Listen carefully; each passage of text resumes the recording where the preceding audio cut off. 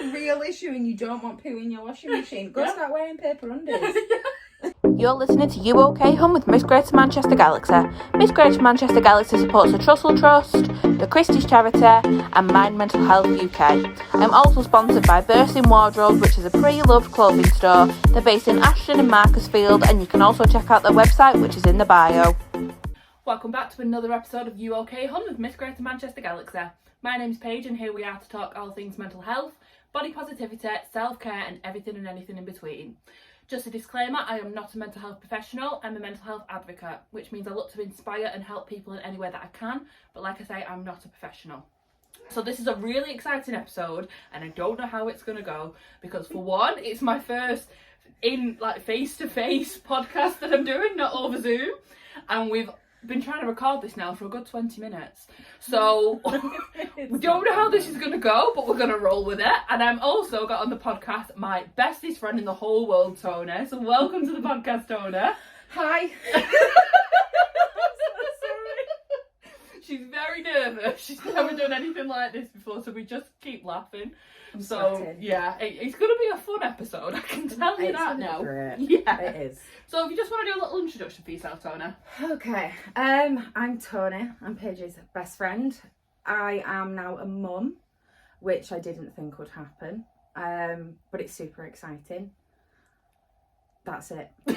I'm sorry. Okay. That's it. Cracking introduction. We'll go with it. So this episode, we're gonna kind of base it kind of around motherhood and how your life can kind of change. You know, go from being a single person to a mum. So yeah, let's get cracking. Straight in, eh? Yeah, straight in. So Luna's 9-month-old now, is she? Just about 9-month-old. So when you first found out you were pregnant, what was your initial thoughts? Shit. Yeah, it was scary. We'd been told the year before that basically I was on a timer. Mm-hmm. So if you want a family, you're gonna have to crack on. So in January, I had my implant taken out. No protection was being used with my partner. And in February, I caught COVID.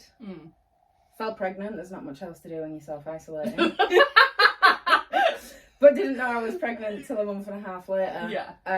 We'd done loads of tests. They were all negative. I'd been craving bacon and egg, red wine. It was my birthday. And then the doctor was like, oh no, you're actually pregnant. And my world just fell from beneath me. Oh, okay. It was scary. Yeah, I can imagine, because obviously, like, for as long as I've known you, you've wanted kids, but it's always been in the back of your head whether you can have them or not. And I remember when you got told you had a timeline, we don't know if you can have kids, like, that's obviously like a massive shock to the system, isn't it, being told? Yeah, and it was, I'd always kind of thought, oh, I don't actually want them. Yeah. I don't want to bring another being into this world. But then being told, well, actually, you're probably not going to have them. Yeah. Made me go, actually, I do want a We child. always want what we can't have, don't we? We really do. We're greedy like that. But I think it was more of a shock that it happened so quickly. Yeah. On one hand, I had this doctor saying, you're going to really struggle, you probably won't. And a month after coming off all contraception, it was, well, there you are. Yeah, there's your baby. Happened. Yeah. I'd just quit my job to move into a new career. Yeah. So it was like any maternity benefits I wasn't entitled to. We just moved house, where all of our bills had gone up. Yeah. So it was like, okay, so now's a pretty unperfect time to have a kid. It was a tough pregnancy. I didn't enjoy being pregnant. Did you not? No, hated it. Hated every minute. It's weird, isn't it? Because I know some people who say that they absolutely love the pregnancy and would happily do it again. Like, obviously, you see some people that have like 4, 5, 6 kids because they love the pregnancy, but then you get some people who are just like, nah, hated it, never doing it again. Yeah, and I just hated being pregnant. I think I was too stressed about what's going to happen when the baby's here. Is it going to be a healthy baby with everything that the doctors have said? I was put on high risk. I then ended up being induced. I wish I had have enjoyed it because now Luna's here, I wouldn't change her for the world. Yeah. And I wish I'd have bonded with her before she was born. Yeah. But yeah, it's weird. I can't. It's not like the movies. Yeah. Pregnancies in movies are... It's not all sunshine and rainbows, is it? No, it's scary, and then, like, if you don't feel them move in the same pattern that they have been doing for a week, they're like, oh, you need to ring the MAC centre. But then I practically lived there, so I was like, I don't really want to ring them, but I haven't felt the baby move in, like, 2 days now. What if something is really wrong? And there was never anything wrong. She was just an attention seeker. She just wanted to go be heard on a machine rather than... That mother like daughter, really. No, attention seekers. So yeah, it was just a very stressful time. Yeah. And then that equally made me very worried for, am I going to love this baby when it arrives? Yeah. And I've seen loads of my friends go through pregnancy and they've loved it, and the cradling of the bump, and oh, I love my baby so much, I can't wait for it to be here, whereas my experience was the complete opposite. Yeah. I just didn't gel with it. I didn't enjoy being pregnant. I probably wouldn't do it again. Would you not? No. Say, I myself don't want kids. I'm like 80% don't want them, 20% want them. It's going to take like the absolute right person to come along to change my mind, and a lot of that is because of the pregnancy. Like, yeah, it's difficult. Yeah, it's very difficult.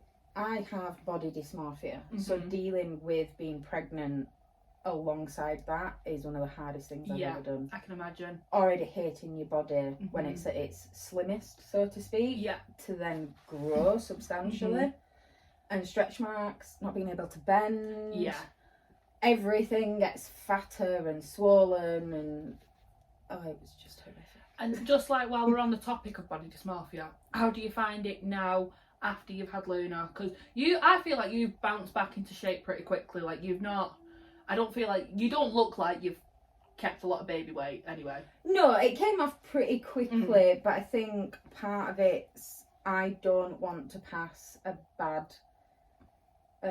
negative self-image onto Luna. It's already so difficult for girls in the world with everything on Instagram and Facebook and billboards of this is how you should look, and it's not the, like you've done in one of your campaigns, the perfect body is everybody. Exactly. So it's more of a challenge for me. I want Luna to grow up and see me happy in the body I'm in. Yeah. So I've almost had to force myself into that, which has been really difficult.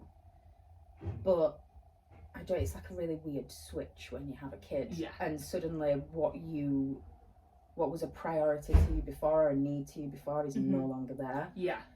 This little useless potato that you brought home, you now want to give the best of everything to. Yeah. So just to say now, we are having some technical difficulties whilst trying to record this video, so if anything seems quite jolty or kind of pitchy or anything like that, it's just because we're having technical difficulties, but we are trying to get through it as quickly as we can. I know we've got to go for food. I know, I'm really hungry.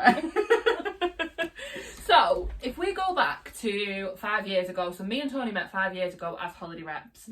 You can imagine the lifestyle that we was living. We were out 4, 5, 6, 7 nights a week. If we wasn't out, we were at each other's apartments drinking because we lived next door to each other. Yeah. We had 3 or 4 hour siestas in the day, so we used to be, by the pool, sleeping. We loved a good siesta. So, like, obviously, you've gone from kind of that lifestyle to motherhood, which are 2 very, very different lifestyles. So, how have you found kind of the transition from going from kind of one extreme to another? It's not been as difficult as I'd have thought. From leaving being a rep to coming home and becoming a mum, there's been quite a big gap. Yeah. But the lockdown helped because everything was shut, so going out and socialising was kind of done with. Yeah. Alongside it, when we had our doctor's appointment where they said you're going to struggle more than likely to help you become pregnant, give up smoking, give up drinking.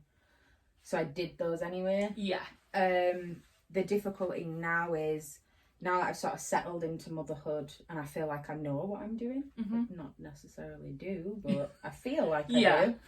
Got a better idea. Yeah. Yeah. And now I can make time to go out and see friends and do things.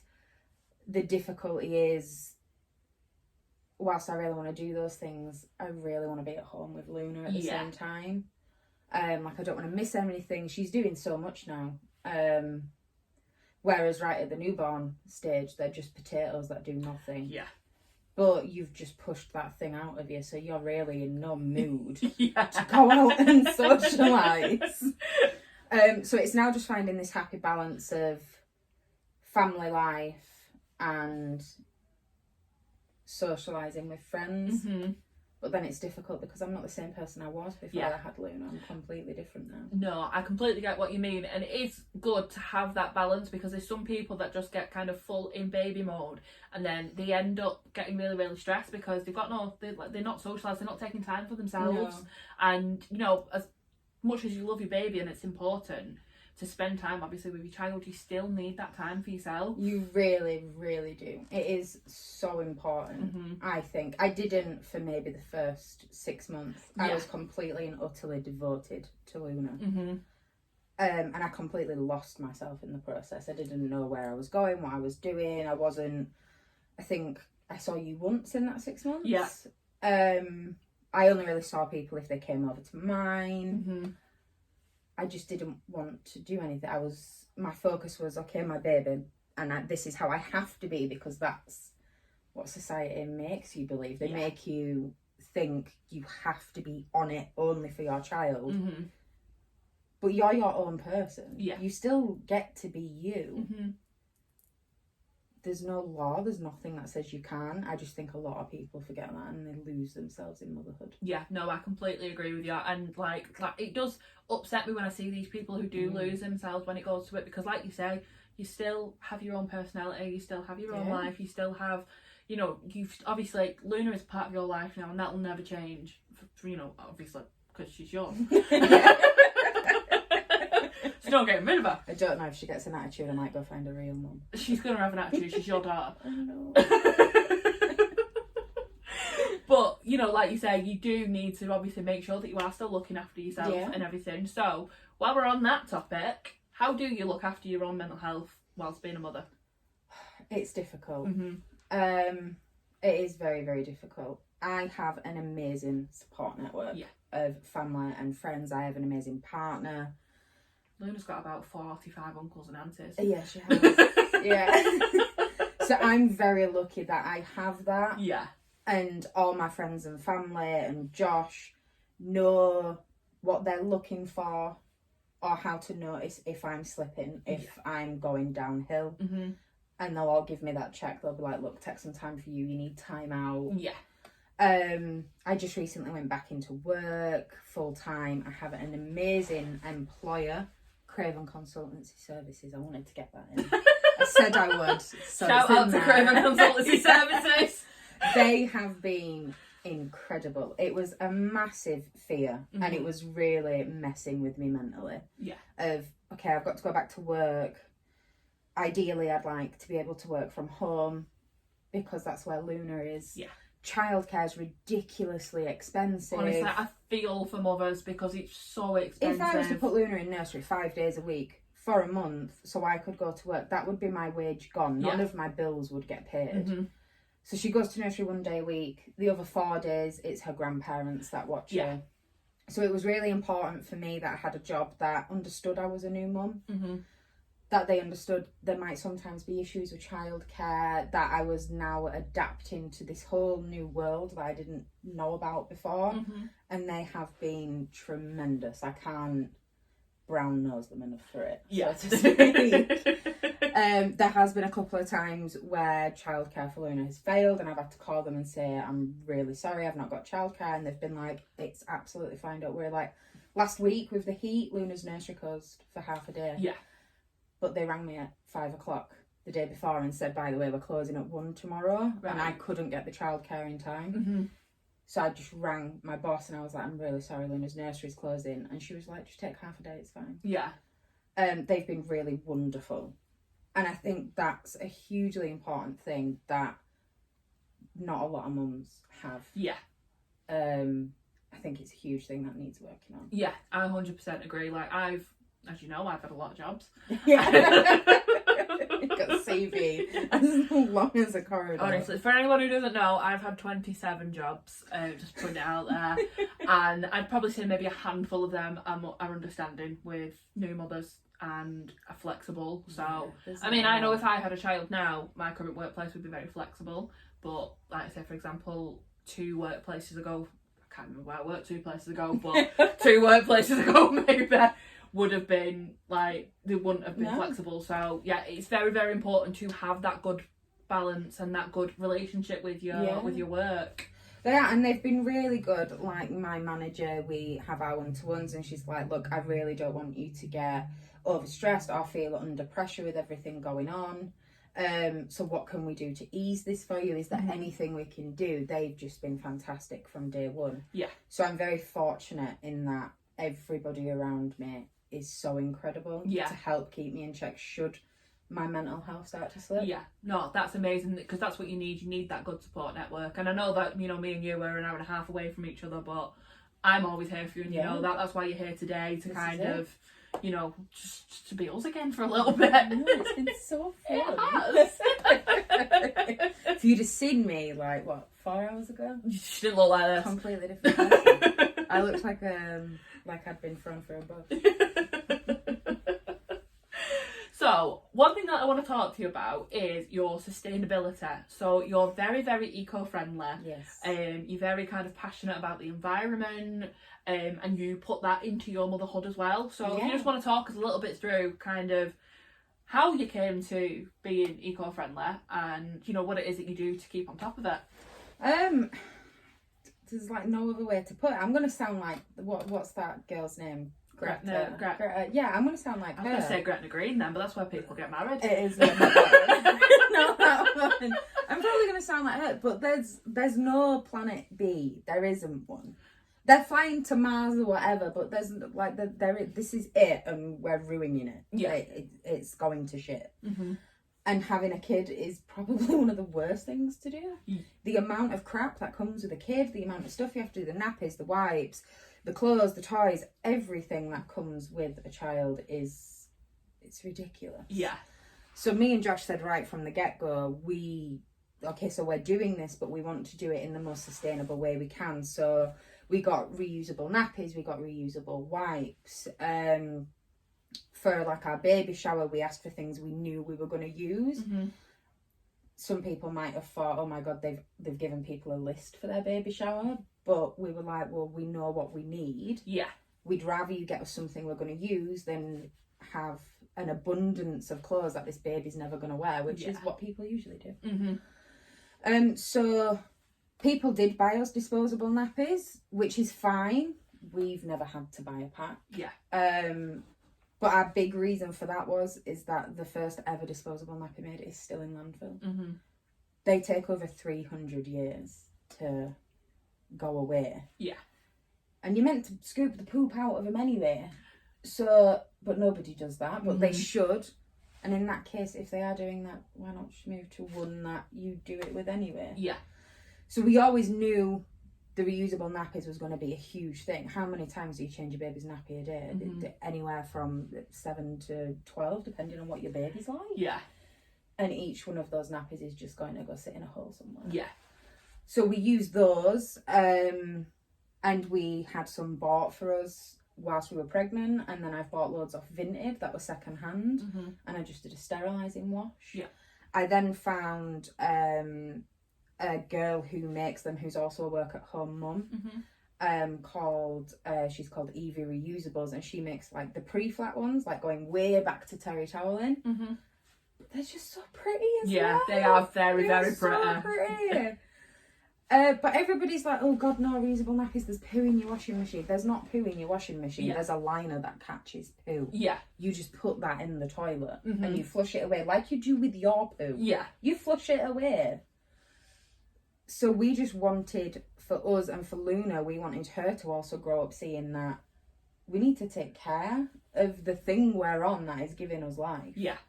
So like her toys, we prefer them to be hand-me-downs or from second-hand shops. Yeah. Because they're going to eat them, they're going to throw them, they're going to break them. Yeah. They're not going to sit all nice and tidy in the toy box forever. The same with her clothes. They grow that fast, they grow out of them in 2 minutes. Yeah. Why would I want to spend 20 odd pound on one outfit that she might wear once, she might shit all over it, she might throw up all over it, or she might pee all over it? Yeah. So we just wanted to make sure that we were really trying to do it the way that we thought was right for us, and it's worked out so much cheaper.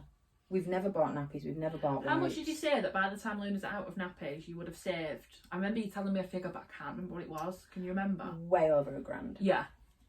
And that's if we were going to be using sort of the cheapest nappies on the market. But they're full of plastic, they're full of nasties. Mm-hmm. Whereas the reusable nappies, they're so much better for her skin. She's never had a nappy rash. Has she not? She did when she was in disposables, Yeah. because we used up the ones that we'd been given. Mm-hmm. But then since moving to everything reusable, she's never had a nappy rash. Yeah. She doesn't leak through. She started leaking through at night, so I bought a night nappy. Mm-hmm. And then it's fine. Yeah. So yeah, I don't...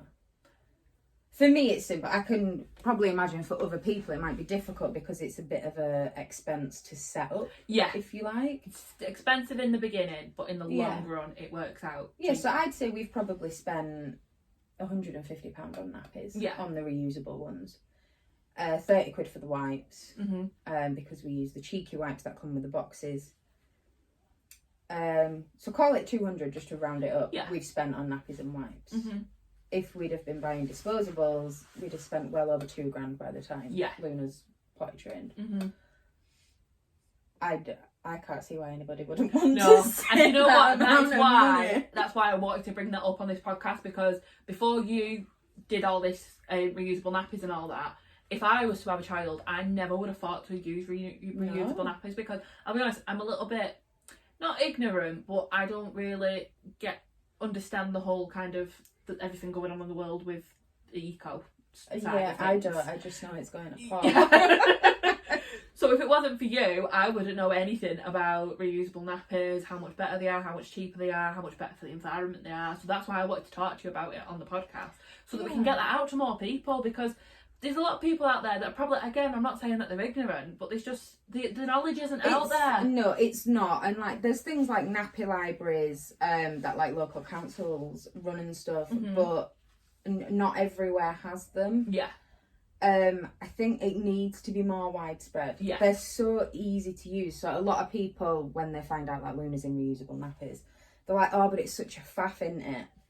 I can change Luna's nappy in the same time you can change a disposable. It's not easier. Mm-hmm. Like, it's not easier being in disposables. You've still got to take the poo out. You've still got to bag it up. You've still got to put it in the bin. Yeah. With Luna's, I put the poo in a toilet and I flush it.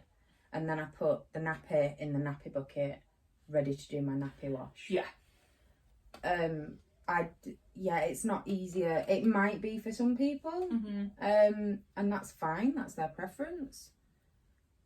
But the reusable nappies thing, there's a bit of stigma around it. There is. Everybody's like, oh, yeah, poo in your washing machine. Oh, it's just a faff. You don't just take the nappy off the baby and put it straight in the washing machine. No. Nobody's saying that when they're putting their husbands or boyfriends or brothers' skid-marked boxer shorts in the washing machine, are they? Nobody's saying that when they're putting little bit of poo bits in the washing machine. Are they going to start making them wearing disposable boxers or undies? If that's the real issue and you don't want poo in your washing machine, go start wearing paper undies. Like, it's the same thing. We could start a new business here. Yeah, paper boxes. Paper undies. It's going to be a thing, I'm telling you. But no, we are very passionate about it. Just because I think more people need to be. Mm-hmm. And you said that you can get them off like Vinted and stuff for like £2, can't you? They're so cheap. Yeah. And like they pop. So like they grow with Luna. Oh, so she's been in them since she was about a month old. Yeah. And because she's a little dinky wink, because both of her parents are dinky winks, we've only had to adjust the side poppers. Yeah. The ones that go vertically to make them longer, we haven't had to adjust those yet. Oh, my poor kid. No, she's going to be about 5 foot, isn't she? She is tiny. That's fine. God only grows things till they're perfect. Some take longer than others. Rude. Nearly 6 foot, you know. I know. Pick on my short kid. So we haven't had to change them, but now we will. She's having a huge growth spurt. But that's going to go until she's potty trained. And I still won't have had to buy a nappy. Yeah. I won't have had to buy a single nappy. But somebody said to me, "Oh, what size nappies is she in now?" And I was like, "Birth to potty." And they looked at me so blank. What, like a size 3? And I was like, "No, she's in size birth to potty." I don't know what a size 3 is. Sorry. She's in size baby. Yeah, she's in size potato. But yeah, it's just a huge life hack. I think. I should make a TikTok on it. Life hack. You should. I should. That's what you'll be famous for. Reusable nappies. Yeah. So, just got one last question for you. So, I ask all of my podcasters this like similar question: what would be your one piece of advice to a new mother? Oh God, what did I tell myself?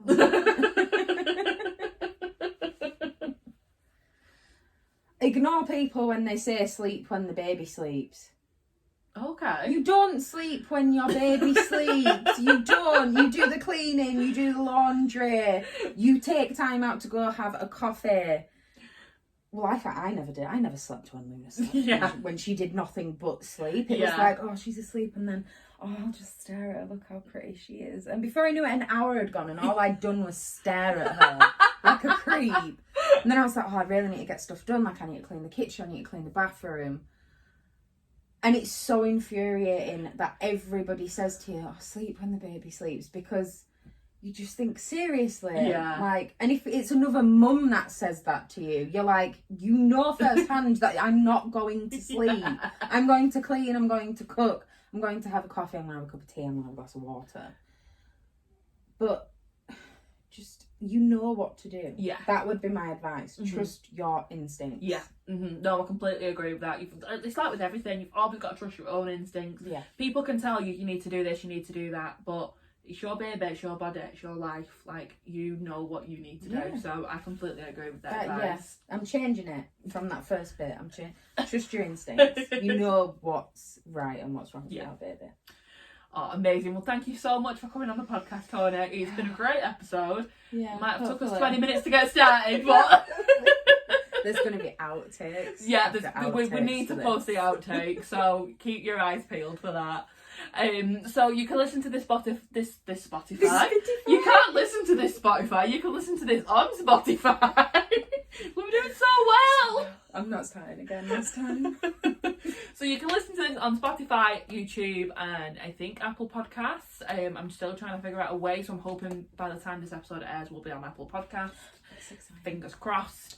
And yeah, if you are looking for any advice that we've spoken about in this episode, I'll post some links below. I'll also post is it on Instagram that she's on the nappy person? Yeah, Evie Reusables. Brilliant. I'll post her social media link in the bio as well if you want to go and check them out. If you are thinking about switching to reusables, I would recommend it if you can. So yeah, I'll post her socials as well, give her a bit of a shout out. Yeah. But thank you very, very much for listening, everybody, and stay tuned every Tuesday for a new episode. Thank you. Bye.